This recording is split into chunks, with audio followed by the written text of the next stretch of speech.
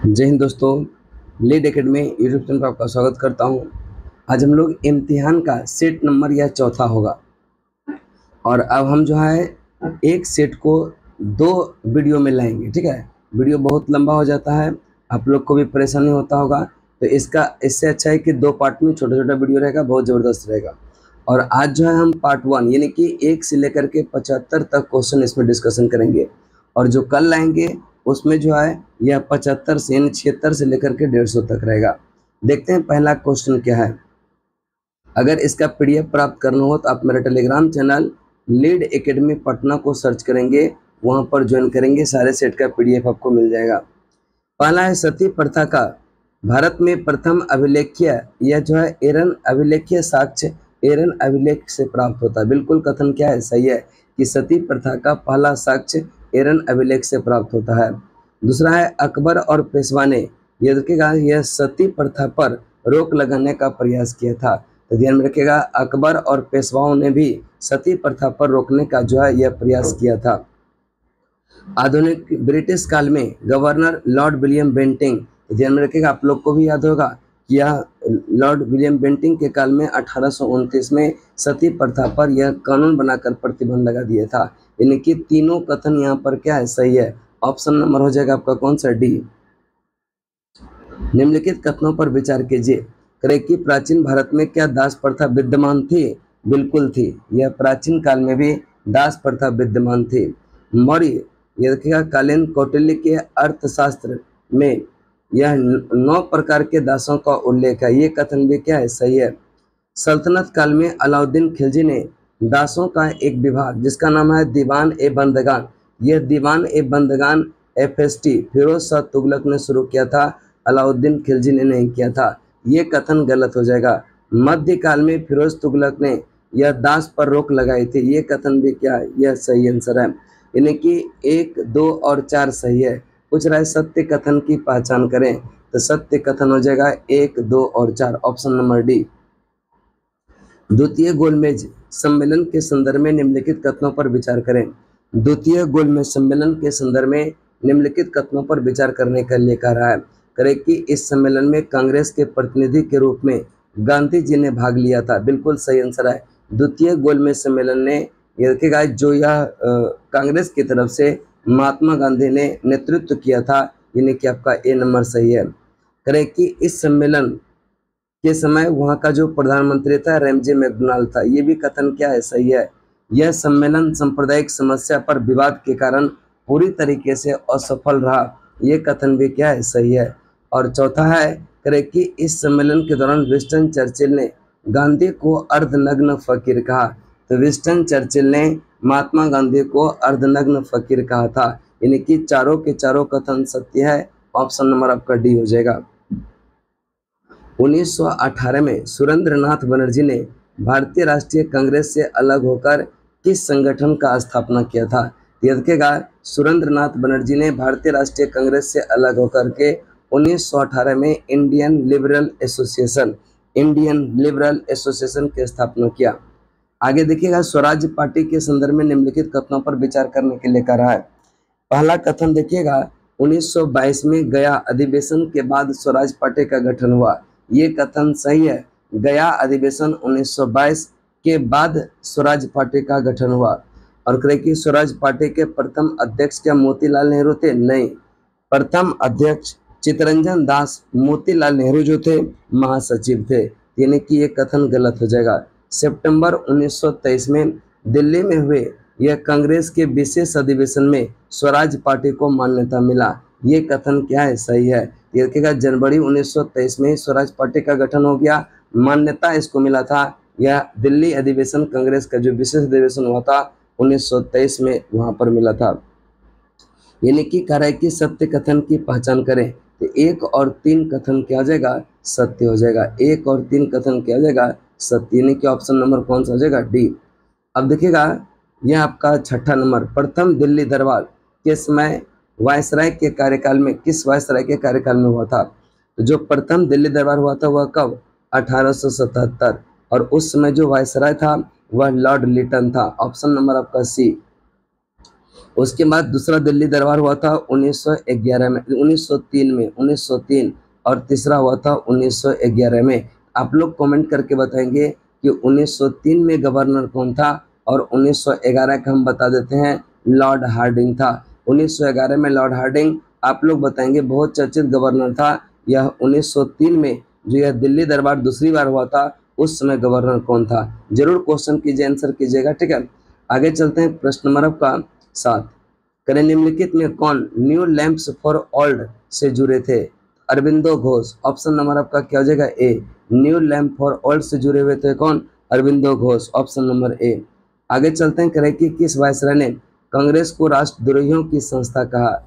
तो किस वायसराय ने कांग्रेस को राष्ट्रद्रोहियों की यह संस्था कहकर पुकारा था। इसका राइट आंसर होगा लॉर्ड डफरिन ने। और डफरिन के काल में ही यह भारतीय राष्ट्रीय कांग्रेस की स्थापना हुआ था 1885 में, 1885।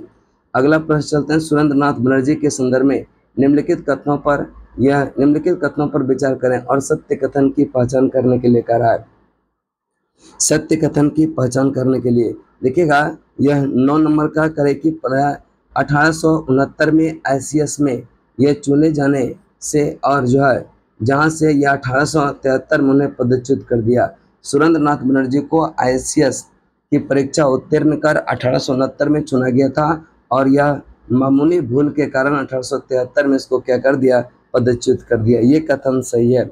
1876 में इंडियन एसोसिएशन की स्थापना हुआ, ये कथन भी सही है।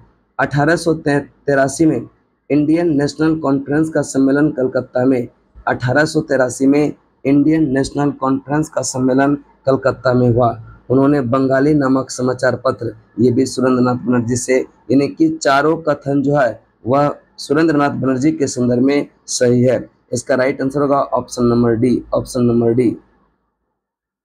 आगे देखते हैं, कांग्रेस के संदर्भ में निम्नलिखित कथनों पर विचार कीजिए। इसका प्रथम अधिवेशन बंबई में होना था, लेकिन बंबई में प्लेग फैल जाने के कारण पुणे में हुआ, ने उल्टा लिख दिया। पुणे में होना वाला था, पुणे में प्लेग फैल जाने के कारण बंबई में हुआ था। और इसका प्रथम अध्यक्ष जो था WC बनर्जी था, यानी कि 1 नंबर कथन गलत। प्रारंभ में इसका नाम भारतीय राष्ट्रीय संघ रखा गया था, प्रारंभ में इसका नाम भारतीय राष्ट्रीय संघ रखा गया था, ये कथन भी क्या है, सही है। इसके बाद इसके स्थापना के समय भारत का वायसराय क्या लॉर्ड रिपन था, नहीं, डफरिन था, यानी कि 3 नंबर कथन भी क्या हो जाएगा, गलत। इसके प्रथम अधिवेशन में 72 सदस्यों ने भाग लिया, बिल्कुल सही आंसर है कि जो कांग्रेस का प्रथम अधिवेशन हुआ था उसमें टोटल 72 सदस्यों ने भाग लिया, यानी कि कौन कौन सा सही हो जाएगा, 2 और 4। सत्य कथन की पहचान करने के लिए कह रहा है, ऑप्शन आपका बी हो जाएगा, 2 और 4, 2 और 4। निम्नलिखित कथनों पर विचार कीजिए, उपरोक्त में से असत्य कथन की पहचान कीजिए। असत्य कथन की पहचान देखिएगा, पहला है रविंद्रनाथ टैगोर ने स्वामी विवेकानंद को आधुनिक राष्ट्रीय आंदोलन का आध्यात्मिक पिता कहा। देखिएगा, रविंद्रनाथ टैगोर ने यह नहीं कहा था। सुभाष चंद्र बोस ने विवेकानंद को आधुनिक राष्ट्रीय आंदोलन का आध्यात्मिक पिता कहा था, यह देखिएगा SC बोस, सुभाष चंद्र बोस, यानी कि पहला कथन गलत। दूसरा है स्वामी विवेकानंद ने प्रबुद्ध भारत यह कहेगा उद्बोधन नामक पत्रिका का प्रकाशन किया था, बिल्कुल सही है। विवेकानंद से प्रभावित होकर एक विदेशी महिला इसके साथ भारत आई, जो सिस्टर निवेदिता के नाम से जानी जाती है, ये कथन भी क्या है, सही है। स्वामी विवेकानंद के बचपन का नाम नरेंद्रनाथ दत्त था, ये कथन भी सही है। करे कि असत्य, असत्य केवल एक है, और ऑप्शन नंबर आपका क्या हो जाएगा, ए सही आंसर हो जाएगा। अगला प्रश्न है, करें कि सैडलर आयोग के संदर्भ में निम्नलिखित कथनों पर विचार करें। सैडलर आयोग के संदर्भ में निम्नलिखित कथनों पर विचार करें। 1917 में सरकार ने माइकल सैडलर के नेतृत्व में विश्वविद्यालय की समस्या के अध्ययन हेतु इस आयोग का गठन किया। बात क्या है, सही है। विश्वविद्यालयों के समस्याओं के अध्ययन के लिए यानी क्या सैडलर आयोग का संबंध जो हो गया वह शिक्षा संबंधी सुधार से। इस आयोग ने 2 भारतीय सदस्य, इस आयोग में जो है 2 भारतीय सदस्य, एक का नाम था आशुतोष मुखर्जी और एक का नाम था जियाउद्दीन अहमद, ये इसके सदस्य थे, ये कथन भी क्या है, सही है। तीसरा है सैडलर आयोग रिपोर्ट पर मैसूर, पटना, बनारस, अलीगढ़, ढाका, लखनऊ और हैदराबाद में विश्वविद्यालय स्थापित किए गए। ये कथन भी क्या है, सही है, यानी कि 1, 2 और 3 तीनों कथन क्या है, सही है। अगला है, करे क्या, निम्नलिखित कथनों पर विचार कीजिए। शक शासक रुद्रदामन ने गुजरात में सुदर्शन झील का जीर्णोद्धार कराया था। ये कथन भी क्या है, सही है, कि शक शासक रुद्रदामन ने गुजरात में सुदर्शन झील का जीर्णोद्धार किया। सातवाहन शासक सातकर्णी ने यह शकों से वैवाहिक संबंध स्थापित किया था। दोनों कथन यहाँ पर क्या है, सही है, ऑप्शन नंबर सी हो जाएगा। मगध के राजा अजातशत्रु और बुद्ध के बीच संवाद का वर्णन किस ग्रंथ में किया गया, सुत्त पिटक में। किसमें किया गया, सुत्त पिटक में। मगध के राजा अजातशत्रु और बुद्ध के बीच जो संवाद है वह किस पुस्तक में वर्णित है, यह सुत्त पिटक में वर्णित है। अगला प्रश्न है 15 कहे कि बौद्ध संघ की संचालन पद्धति गणों की परस्पर आधारित है। जो बौद्ध संघ का संचालन है उसकी पद्धति गणों की परंपरा पर आधारित था। ये कथन भी क्या है, सही है। दूसरा है, करे कि बुद्ध, ठीक है, बुद्ध की मौसी प्रजापति गौतमी संघ में आने वाली पहली थ्योरी बनी थी। ये कथन भी क्या है, सही आंसर है। यहाँ पर भी दोनों कथन क्या है, सत्य है। अगला है, कृष्णदेव राय के काल से संबंधित निम्नलिखित कथनों पर विचार करें। कृष्णदेव राय के संदर्भ में निम्नलिखित कथनों पर विचार करें। करे कि इसी के काल में तुंगभद्रा और कृष्णा नदी के बीच का क्षेत्र हासिल किया गया था। बिल्कुल सही है। मंदिरों में भव्य गोपुरम को जोड़ने का श्रेय भी केडीआर को दिया जाता है। ये कथन भी क्या है, सही है। कृष्णदेव राय ने स्वयं अमुक्त मलयाद नामक पुस्तक कन्नड़ में नहीं लिखा था, यह तेलुगु भाषा में लिखा था। किसमें, तेलुगु भाषा में, यानी कि ये कथन गलत हो जाएगा। सत्य कथन की पहचान करने के लिए कह रहा है तो 1 और 2 हो जाएगा, ऑप्शन ए सही आंसर है। तो ध्यान में रखिएगा, अमुक्त मलयाद नामक पुस्तक यह केडीआर ने स्वयं लिखा था, लेकिन यह कन्नड़ भाषा में नहीं था, तेलुगु भाषा में लिखा गया था। किसके राज्य में अमर नायक प्रणाली, ठीक है, अमर नायक प्रणाली पद्धति राजनीतिक व्यवस्था थी। तो यह देखिएगा, इसका राइट आंसर होगा Vijayanagar, option number D, option number D. आगे चलते हैं, करें कि संथाल के संदर्भ में दामिन इको का संबंध यह किससे है। तो दामिन इको का संबंध है संथाल परगना का निर्माण से। संथाल परगना का निर्माण, option number B right answer होगा। इसके बाद हम चलते हैं प्रश्न नंबर आपका 19। निम्नलिखित में से किसके कारण सार्वजनिक रोष की लहर उभरी जिसके फलस्वरूप जलियांवाला बाग में ब्रिटिश द्वारा यह जनसंहार की घटना घटी थी। तो ध्यान में रखिएगा, इसका जो राइट आंसर होगा रॉलेट एक्ट के विरुद्ध में, रॉलेट एक्ट विरुद्ध में। और आप लोग इसका डेट याद लिखिएगा कमेंट में कि जलियांवाला बाग हत्याकांड किस तारीख को हुआ था, इसको जरूर कमेंट में कीजिएगा। जब गांधी जी ने दांडी तक नमक यात्रा की तो उस समय भारत का वायसराय कौन था। तो ध्यान में रखिएगा, यह जो वायसराय था उसमें लॉर्ड इरविन था। दांडी मार्च जो प्रारंभ हुआ था 12 मार्च 1930 को और 6 अप्रैल 1930 को यह गांधी जी ने नमक बनाया और नमक कानून को तोड़ा, और वहीं से 6 अप्रैल को सविनय अवज्ञा आंदोलन का श्री गणेश किए थे। राजनीतिक शक्ति के रूप में बिहार के यह उदय का सर्वप्रथम यह किस मगध सम्राट के शासनकाल में हुआ था।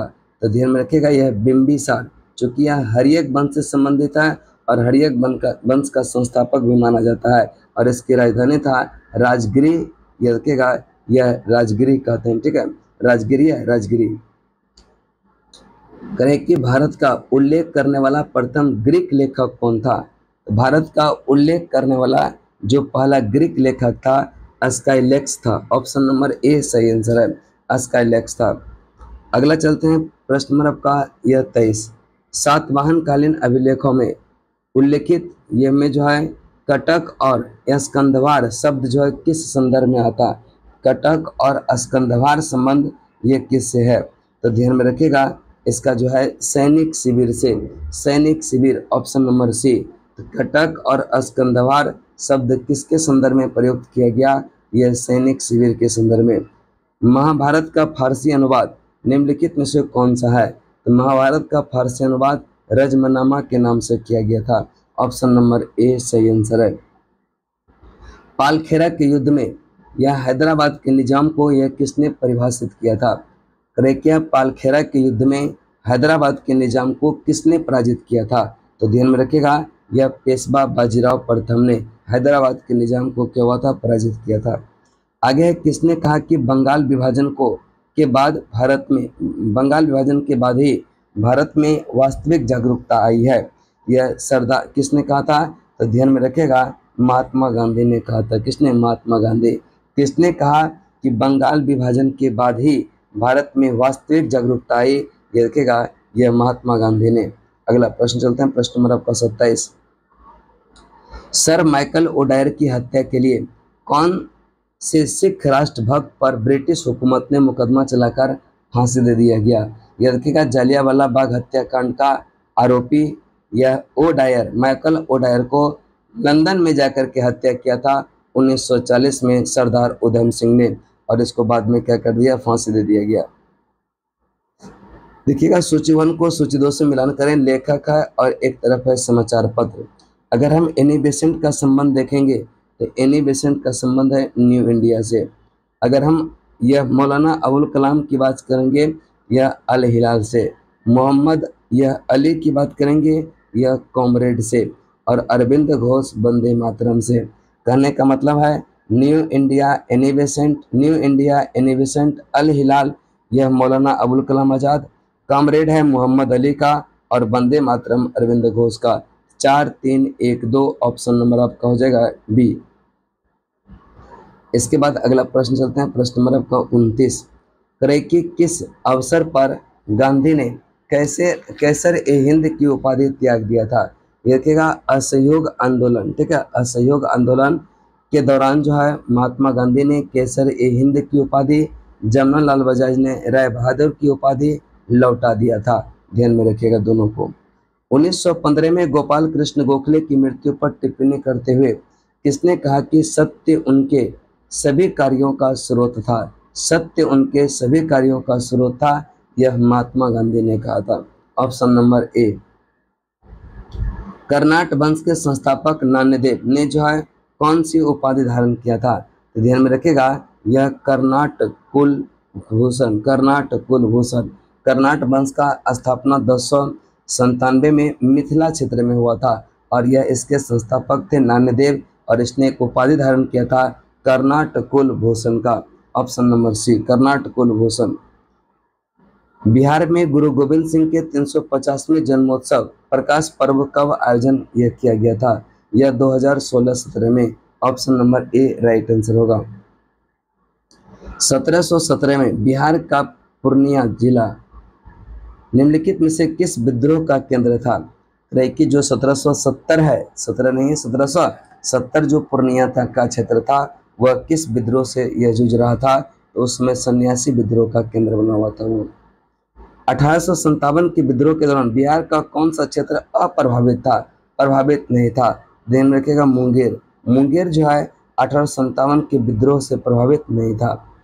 बिहार में बॉयज एसोसिएशन के संस्थापक, बहुत इंपॉर्टेंट क्वेश्चन है, बहुत बार क्वेश्चन पूछा गया है। बिहार में बॉयज एसोसिएशन के संस्थापक कौन थे? तो ध्यान में रखिएगा, 3 मार्च को याद रखिएगा 1909 में दरभंगा राज यह मैदान में जो है बॉयज एसोसिएशन का स्थापना हुआ था, और संस्थापक जो था Suryadev Narayan Verma. Option number D. आगे चलते हैं, डिजिटल भारत निधि का निम्नलिखित में से कौन सा उद्देश्य है?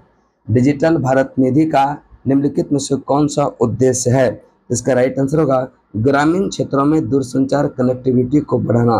ठीक है, ग्रामीण क्षेत्रों में दूरसंचार कनेक्टिविटी को बढ़ाना। प्रेस्टन वक्र एक ग्राफ है जो निम्न में से किसके बीच संबंध को दर्शाता है?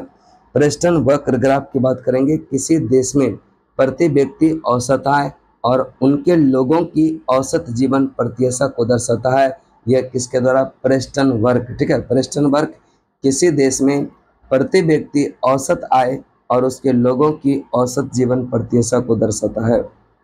अगला देखेंगे, करें क्या संयुक्त राष्ट्र जनसंख्या कोष के अनुसार भारत 2005-06 में जनसांख्यिकी लाभांश अवसर खिड़की में प्रवेश कर गया।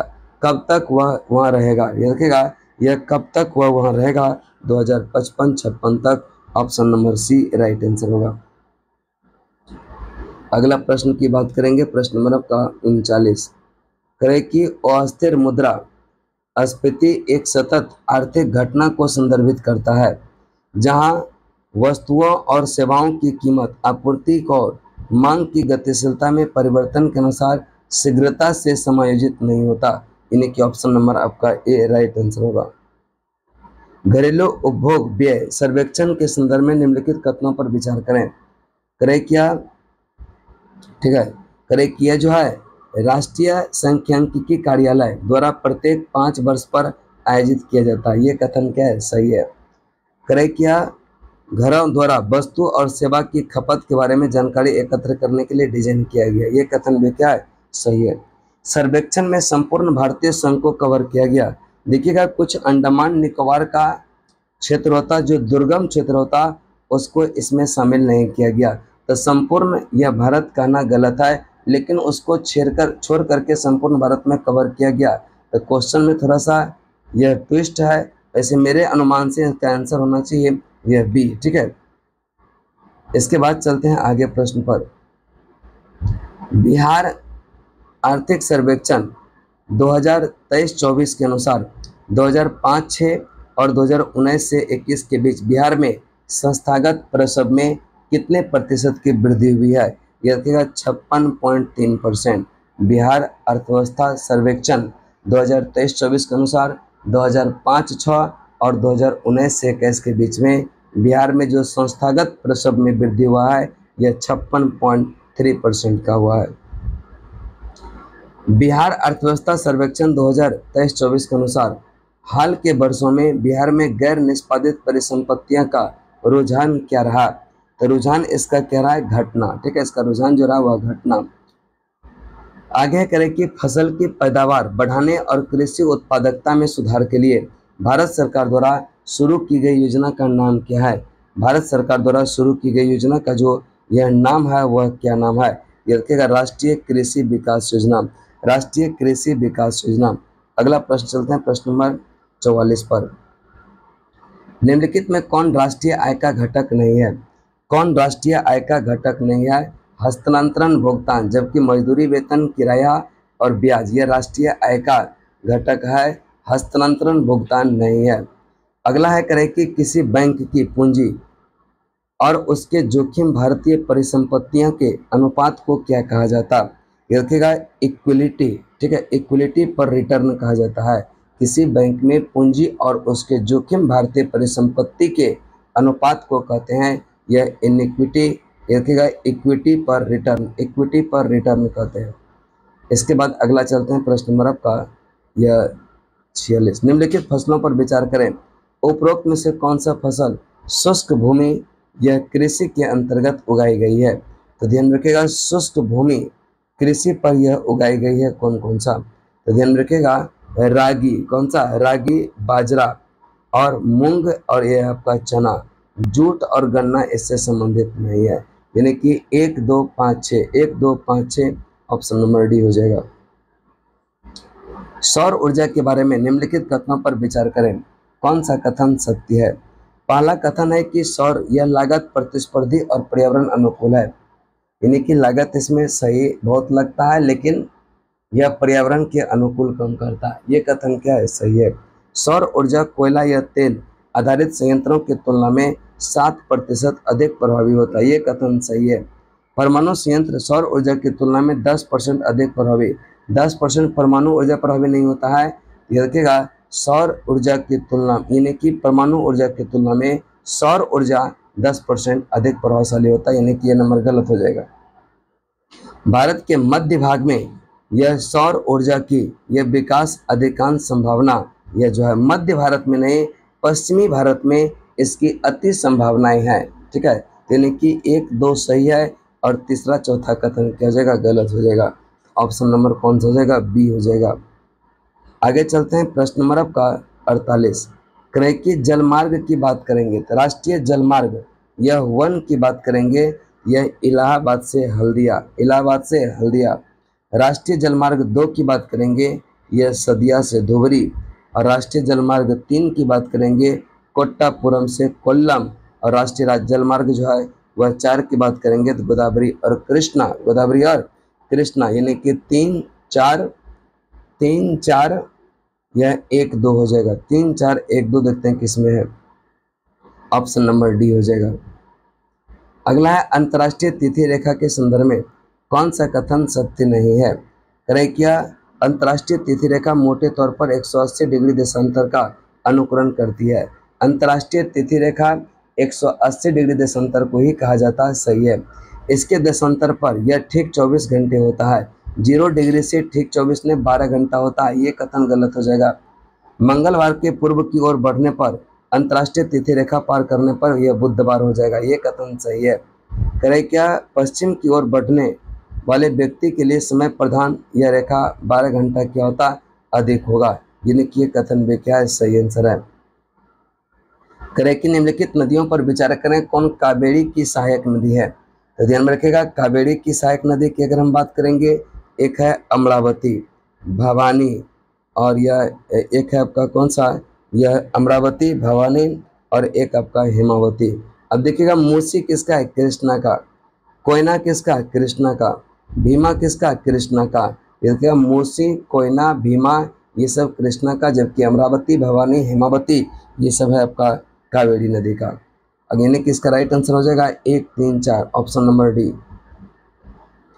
चलिए इसके बाद 51 नंबर प्रश्न पर देखते हैं। निम्नलिखित में कौन सा घटना तब घटित हुई जब सूर्य दक्षिणी गोलार्ध में मकर रेखा पर लंबवत चमकता है। यह कौन सा घटना था। कम तापमान के कारण उत्तर पश्चिम भारत में उच्च दाब विकसित हो जाता है। जैसे ही सूर्य देखिएगा दक्षिणायन होगा, यानी कि मकर रेखा पर पड़ेगा, ऊपर सूर्य तब कम पड़ेगा, वहाँ पर यह हाई प्रेशर बेल्ट बनेगा, ठीक है, यानी कि आपका ऑप्शन नंबर जो होगा ए हो जाएगा। निम्नलिखित में कौन सा बायोस्फीयर रिजर्व मध्य भारत में नहीं है। तो पंचमढ़ी, पन्ना और अचनाकमार ये सब मध्य भारत का है, जबकि नोकरेक जो है मेघालय का पूर्वोत्तर का है, यानी कि 1 3 4, 1 3 4, ऑप्शन नंबर सी। अगला प्रश्न चलते हैं, करें क्या पृथ्वी के धरातल के केंद्र की ओर जाने पर, अगर हम जैसे क्या धरातल है, सरफेस है, सरफेस से अंदर की तरफ जाएंगे, इसके घनत्व में वृद्धि होगा, तापमान में वृद्धि होगा, दबाव में वृद्धि होगा, यानी कि सब में क्या होगा, वृद्धि होगा। 1 2 और 3 तीनों सही है। नेक्स्ट चलते हैं, करें निम्नलिखित में से कौन सा प्लेट दक्षिणी अमेरिका एवं प्रशांत महासागरीय प्लेट यह जो है कि मध्य स्थित है। कौन सा प्लेट है, तो ध्यान में रखिएगा, इसका नाम है नजका प्लेट। कौन सा, नजका प्लेट जो है दक्षिण अमेरिका और प्रशांत महासागर के मध्य स्थित है। अगर हम कोकस प्लेट की बात करेंगे तो मध्य अमेरिका और प्रशांत यह महासागरीय प्लेट के मध्य है। कैरोलिन प्लेट की अगर हम बात करेंगे तो फिलिपाइन इंडियन, ये देखिएगा फिलीपाइंस और इंडियन प्लेट के मध्य स्थित है, कौन सा, कैरोलिन। और फ्यूजी प्लेट की अगर हम बात करेंगे तो ऑस्ट्रेलिया के उत्तर पूर्व में है, ऑस्ट्रेलिया के उत्तर पूर्व में, यानी कि 1 नंबर कथन, बी नंबर कथन क्या हो जाएगा, सही हो जाएगा।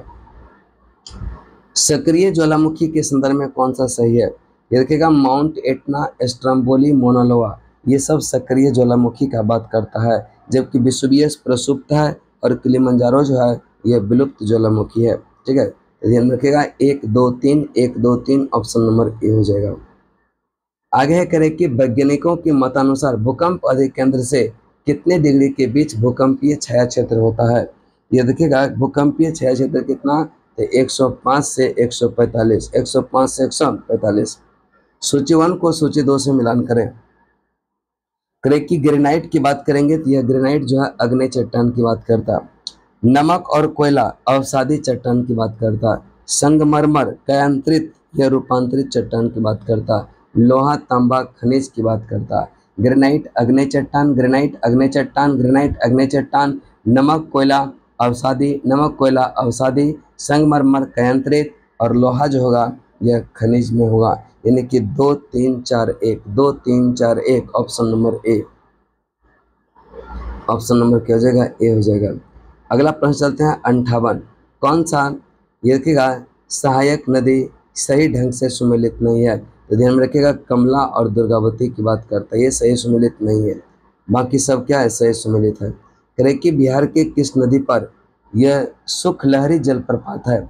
तो सुखलहरी जलप्रपात की अगर हम बात करेंगे तो यह किस नदी पर है। तो ध्यान में रखिएगा कन्हर नदी पर। सुखलहरी जलप्रपात कन्हर नदी। घाघरा नदी के संदर्भ में निम्नलिखित में से कौन सा कथन यह सही है? करें कि घाघरा नदी नेपाल के नामपा से उद्गम होती है, बात क्या है? सही है।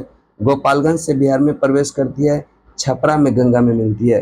तीनों कथन सही है, यानी कि 1, 2 और 3 सब कथन सही है। बिहार में यह गंगा नदी के प्रवाह के संदर्भ में निम्नलिखित जिले को यह पश्चिम से पूर्व की ओर यह सही क्रम। तो सबसे याद रखिएगा करें कि किधर से? पश्चिम से पूर्व की तरफ से जाने के लिए कह रहा है। तो सबसे पश्चिम में जो है बेगूसराय, बेगूसराय के बाद आ जाएगा कौन सा? बेगूसराय के बाद आ जाएगा खगड़िया, खगड़िया के बाद जो आ जाएगा आपका यह आ जाएगा मुंगेर, और मुंगेर के बाद जो आ जाएगा भागलपुर, और भागलपुर के बाद आ जाएगा कटिहार। यानी कि 5, 2, 3, 1, 4, 5, 2, 3, 1, 4। हाल ही में जमुई जिले में स्थित नागी और नटकी पक्षी अभ्यारण्य को रामसर स्थल घोषित किया गया। इस अभ्यारण्य के जलग्रहण क्षेत्र में पहाड़ियां से घिरे किस प्रकार के वन है? शुष्क पर्णपाती वन है। शुष्क पर्णपाती जो नागी नटकी है वह शुष्क पर्णपाती वन का संदर्भ में आता है। आगे चलते हैं 63 नंबर प्रश्न। करें कि निम्नलिखित कथनों पर विचार कीजिए। करें कि आपदा प्रबंधन अधिनियम ने हीट वेव को अधिसूचित आपदा के रूप में शामिल नहीं किया। हीट वेव को आपदा के यदकेगा यह रूप में अधिसूचित नहीं किया। ग्रीष्म ऋतु के दौरान जो है गर्म लहरें एक सामान्य घटना थी, और वास्तव में यह कोई असामान्य मौसम घटना नहीं होता। इस कारण से इसको क्या हुआ? यह इसमें आपदा प्रबंधन अधिनियम के तहत इसको नहीं रखा जाता। कथन कारण दोनों सही है और स्पष्टीकरण भी कर रहा है, यानी कि ऑप्शन नंबर जो हो जाएगा वह ए हो जाएगा। अगला प्रश्न चलते हैं। प्रश्न नंबर आपका निम्नलिखित पर विचार करिए। उपरोक्त में से यह कौन से देश दक्षिण चीन सागर के कुछ हिस्सों पर परस्पर विरोधी दावे करते हैं? तो कौन कौन सा देश करते हैं? तो ध्यान में रखिएगा, एक तो वियतनाम करता, लाओस, चीन, इंडोनेशिया नहीं करता, मलेशिया भी नहीं करता, लेकिन फिलीपींस करता है। ये रखिएगा 1, 2, 3 और 6, 1, 2, 3 और 6, जो कि आपका ऑप्शन नंबर यह क्या हो जाएगा? ए। चलिए इसके बाद 65 नंबर प्रश्न पर चलते हैं। करें कि बिहार के कैबिनेट में ने जो है कौन सा नया विभाग बनाने का निर्णय लिया? तो खेल विभाग। खेल विभाग ऑप्शन नंबर बी हो जाएगा।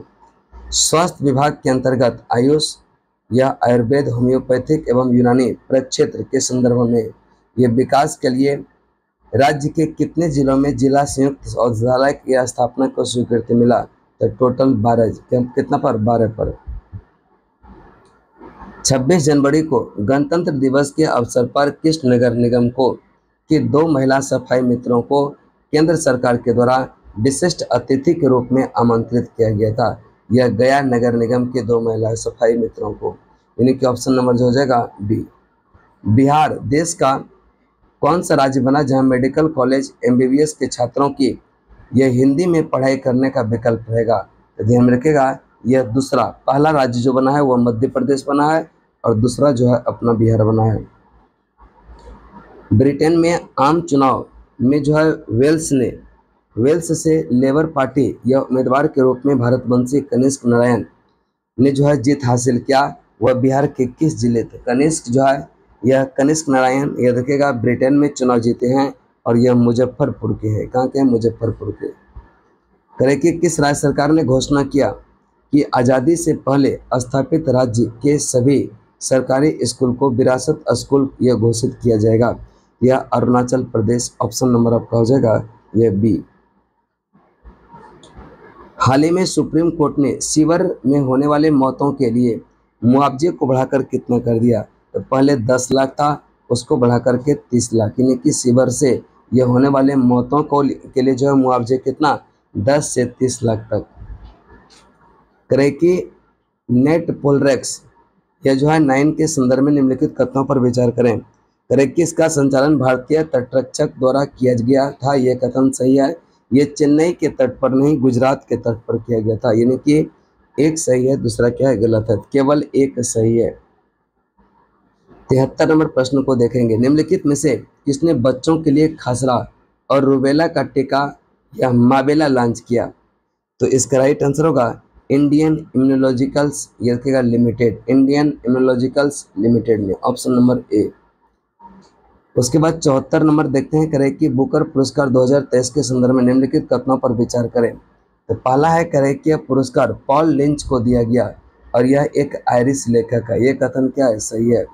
यह पुरस्कार ये देखिएगा पैगंबर गीत नामक कथा को जो है दिया गया था, यानी कि 1 और 2 दोनों कथन क्या है यहाँ पर? यह सही है, यानी कि ऑप्शन नंबर सी। और आज का लास्ट क्वेश्चन होगा, करे कि हाल ही में 9 सदस्यीय विजय राघवन समिति ने किस विषय पर अपना रिपोर्ट को प्रस्तुत किया? तो विजय राघवन समिति का संबंध है डीआरडीओ में सुधार के लिए, डीआरडीओ में सुधार के लिए, ऑप्शन नंबर सी हो जाएगा, डीआरडीओ में सुधार के लिए, ऑप्शन नंबर सी। फिर जो है 76 नंबर क्वेश्चन से लेकर के अगले वीडियो में 150 तक डिस्कशन करेंगे।